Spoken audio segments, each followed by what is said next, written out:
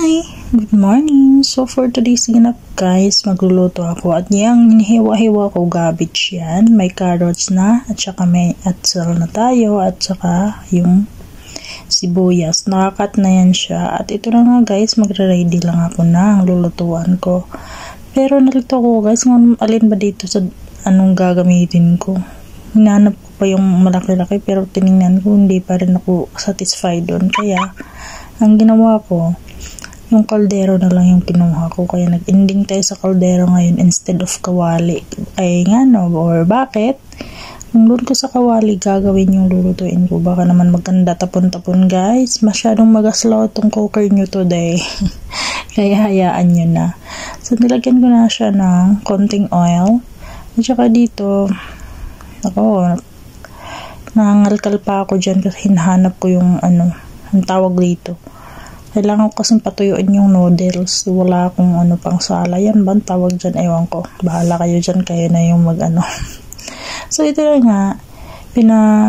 Kinuhaan ko na ng tubig yung noodles. At saka ayan, pinatuyo ko na lang din. Habang iniinit ko pa yung oil. At dito, kunin ko lang yung dapat kong sa oil. At ito na nga siya. Inumpasahan ko na ilagay na. Tsaka yung bawang at saka sibuyas. At ito naman tamang lang tayo dito, mekos. So ayan nga guys, mekos na yung ginagawa ko dyan. At sinunod ko na din yung atsal at saka yung carrots, diba? Ang galing, para tayong parang cooker lang. Hindi, cooker Amy lang. At saka guys, yan, huwag kayong magtaka kung yan, asin lang yan. At sa buong buhay ko, ngayon lang ako nakikita ng asin na pink yung kulay. Napaka-unique ng kulay ng asin Para ngayon, tumalon pa yung ko dyan. Tumalon pa yung panghalukay ko. Ano ba yan? Kumuha lang pala ako ng Knorr cubes kasi wala akong kahit man lang manok dyan, wala. Kaya Knorr cubes na lang yung kinuha ko. At saka isusunod ko na itong cabbage. Diba pinili ko yung kaldero para hindi magkadatapon-tapon yung mga lulutuin ko. Pero ayan yung cabbage. Ayaw niyang sumama. Gusto pa niyang malis. Kunan ko lang, lagyan ko lang ng kunting tubig. At naku guys, yung cookerin nyo ngayon, hindi kumpleto yung ingredients. Kaya hayaan niya. Kaya nga asin lang yung nilagay ko kasi wala akong toyo dito. Hindi nga kumpleto kasi wala nga akong gamit dito. So ayan na yung itsura niya. Ako makakain pa rin naman siguro to, diba? Hayaan nyo na. Ako naman yung kakain. So yun nga, nilagyan ko na nito ng sweet and sour soy sauce. Iwan ko lang, natapon pa ng marami. Naku naman, iwan ko na kaya ang lasa niyan. At sinunod ko na din yung noodles. At saka mekos na rin. Kumuha lang pala ako ng tinidor ka sandali. Tapos minimekos na rin. Diba? Ayusin mo yan, gang. Kakainin mo yan. Kung anumang lasa niyan, walang ibang kakain, ikaw pa rin. Kaya, ayan. Ayusin mo. At naku, maputi pa nga yan Napakaputla ng ko. Pansit ko. Walang kulay. Nilagyan ko na lang dito ng soy sauce. Damihan ko na lang ng ganito.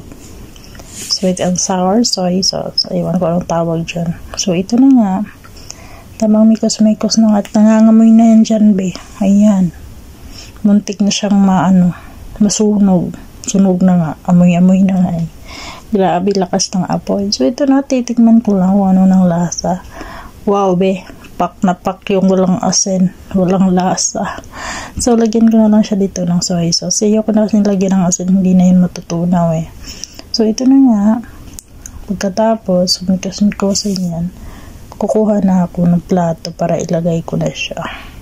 Ayan na yung hitsura niya. Diba? Para pang nasubrahan ng tubig. Ewan ko.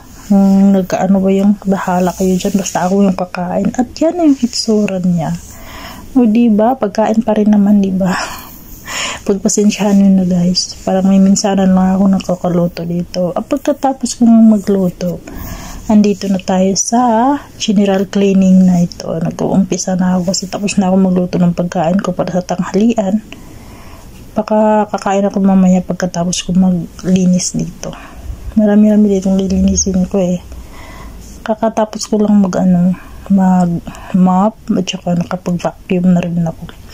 Dito na lang ako tatagalan kasi kailangan ko pang alisin yan isa-isa. Isa-isahin ko yun siya ilabas dyan sa cabinet. Tsaka pupunasan. Ayan. Diba? Punasan mo yan, day. Ganyan talaga ang trabaho natin dito. Dito na, pa ako dito kasi ang liliit na yung mga, mga bagay-bagay dyan, mga platong liit-liit. Kita mo yan. Parang kunting galaw mo, pag nahuhulog, lahat na yun. Tatalo na lahat yung maliliit na platong yan. O, diba?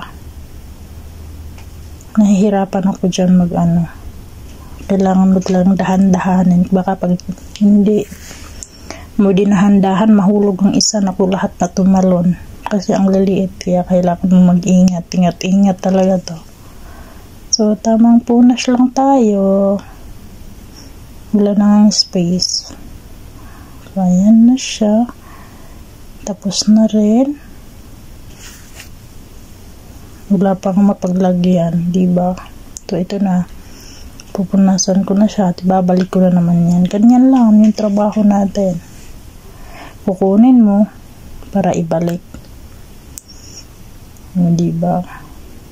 Pag-arrange na naman yan dyan. Tapos kung punasan, lagay ko na naman yung mga gamit. Ibabalik ko na naman siya sa dating lagayan niya. Kailangan ganun pa din yung ayos.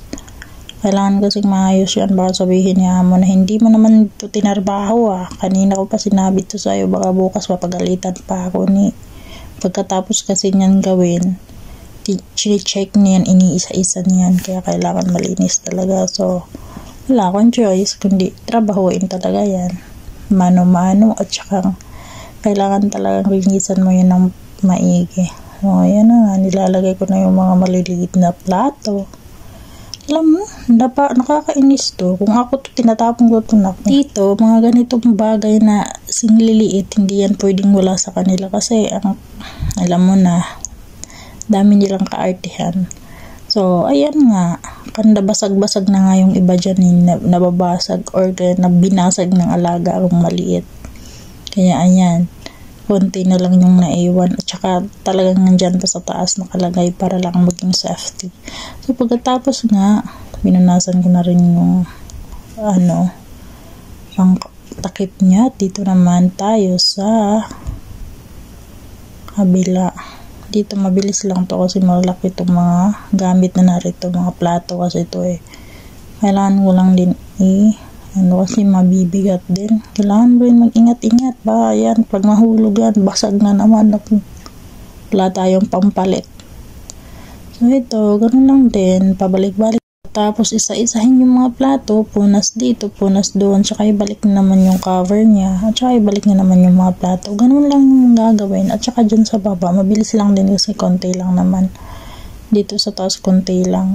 Konti na lang kasi yung mga plato nila, madam. Kasi nababasag Kadalasan yung anak niya yung may gawa. Kaya ganyan. Wala na silang masyadong plato. Kung mayroon na silang plato, minsan din itong si amo ayaw niyang marami.